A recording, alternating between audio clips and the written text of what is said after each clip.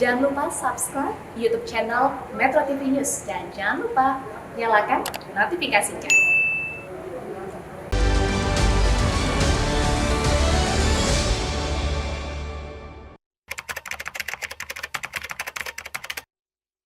Kalau menurut aku sih setuju ya, karena aku juga lagi mengandung sekarang. Untuk cuti 6 bulan saya sangat setuju. Alasannya, saya kan sebagai perantau. Kalau untuk pulang kampung itu otomatis hamin sebulan sebelum melahirkan.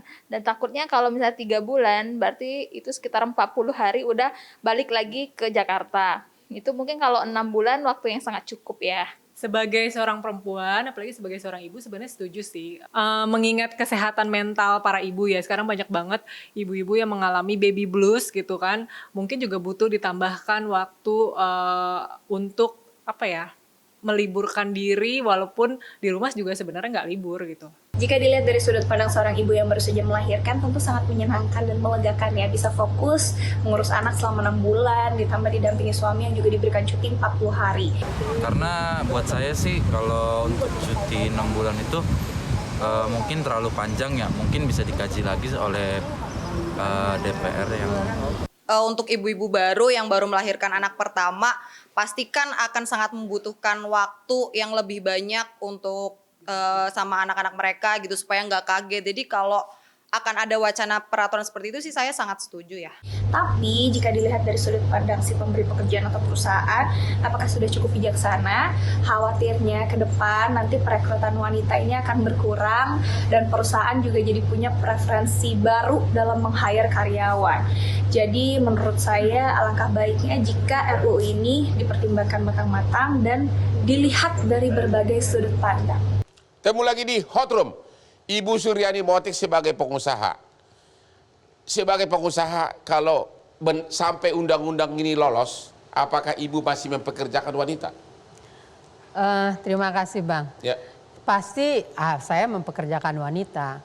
Kan wanita umur di atas umur 40-45 nggak produktif lagi, masih bisa kan? Maksudnya yang akan direkrut hanya wanita umur 40 ke atas? Belum tentu juga. Artinya begini, saya menyoroti ada beberapa hal. Ya. Yang pertama, ini kebiasaan jelek DPR. Kebiasaan jelek DPR apa Iya, tuh? belakangan ini mau bikin undang-undang, kita yang terimbas, yang menerapkannya nanti, itu nggak diajak ngomong. Sampai hari ini nggak ada undangan, baik ke Kadin, saya juga di Kadin. Ya. Saya tanya teman-teman Apindo enggak, apalagi Ya. HIPI dan asosiasi yang lainnya. Ya. Nah teman-teman sampai dibilang, kalau ini jadi keluar, kita tunggu aja di MK. Kan hasilnya nggak bagus. Menurut Ibu 6 bulan itu merugikan pengusaha nggak? 40 hari juga suami cuti. Kita nih pengusaha sekarang masih pingsan Bang, Ya. dari COVID, belum pulih. Mau ditambah lagi 6 bulan nanti akibatnya bukan hanya pengusaha yang keberatan, perempuan juga yang kasihan. Pada saat 10 perempuan dan 10 laki-laki yang punya kualitas yang sama, usia yang sama, pengusaha pasti akan pilih laki-laki. Sebenarnya ini kontradiktori gitu buat perempuan. Maunya niatnya bagus buat perempuan, tapi akibatnya perempuan nggak dipilih. Artinya lapangan kerja bagi perempuan makin sempit karena pengusaha memilih laki-laki. Iya dong, kan untuk kos yang sama, kenapa kita mesti pilih yang lebih mahal? Akhirnya realistis aja. Menurut Ibu sebagai pengusaha, apa agenda dari Pak Ibnu di sini? Apa motifnya? Nah kalau saya susah ditanya motif, tadi udah dibilang ini pemilu 2024, tapi kalau itu arahnya untuk cari pemilih dari perempuan, bisa jadi juga nggak dipilih. Kenapa? Karena perempuan juga ketakutan, kalau ini jalan saya nggak kebagian kerjaan, jatah saya diambil sama laki-laki. Nah Oke. itu yang harus difikirkan. Kalau gitu kita lihat dulu grafis berikut ini perbandingan cuti melahirkan di negara-negara lain dengan Indonesia. Nah, ini nih. Ini khusus di ASEAN ya. Jadi kalau sampai ini gol, maka Indonesia paling tinggi 24 minggu. Ini hitungan minggu ini. Indonesia akan menjadi paling tinggi cuti melahirkan 24 minggu di negara ASEAN. Ya, di Malaysia dan Vietnam hanya 8 minggu. Ya. Ibu Andi, menurut Ibu apakah cuti melahirkan 6 bulan itu merugikan atau menguntungkan perempuan? Oh, Ibu setuju? Oh, saya setuju. Hanya memang ada beberapa garda ataupun penajaman yang dibutuhkan di dalam undang-undang ini. Saya juga membaca sejumlah kajian, sayangnya memang di Indonesia belum ada. Ya. Misalnya Ernst & Young menyatakan bahwa dari hasil kajian mereka, produktivitas itu meningkat karena loyalitas meningkat. Ya. Dan bahkan OECD menyatakan bahwa jika memberikan hak maternitas selama 15 minggu, itu confirm kenaikan produktivitasnya mencapai 1,1%. Ya. Dan ini akan lebih baik dibandingkan dengan perusahaan yang tidak memberikan kesekuritas ataupun kejaminan untuk hak maternitas. Persoalan di Indonesia sebetulnya juga masalah penegakan hukum. Ya. Bang Hotman tadi menyatakan bahwa di awal kita sudah punya undang-undang ketenagakerjaan Ya. yang memberikan tadi misalnya 3 bulan cuti selama Ya. ini. Komnas Perempuan selama 10 tahun terakhir tetap mendapatkan laporan bahwa hak ini tetap sulit diperoleh oleh perempuan. Banyak yang bahkan tidak tahu kalau haid itu boleh, menstruasi itu boleh cuti. Ya. Kami tahun lalu menerima laporan 108 kasus di mana buruh perempuan tidak bisa mengakses haknya. Ya. 18 diantaranya bahkan mengalami keguguran karena kondisi kerja yang buruk sekali.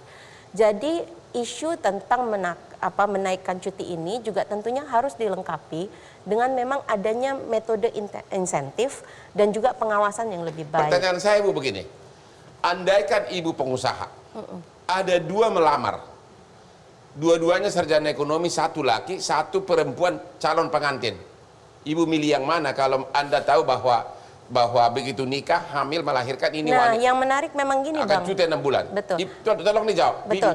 Kalau Itu Anda sebagai majikan. Baik, itu akan tergantung pada skala perusahaan saya. Ya. Di beberapa negara mereka membuat aturan yang lebih ketat Ya. pada skala perusahaan seberapa di mana aturan-aturannya harus berlaku.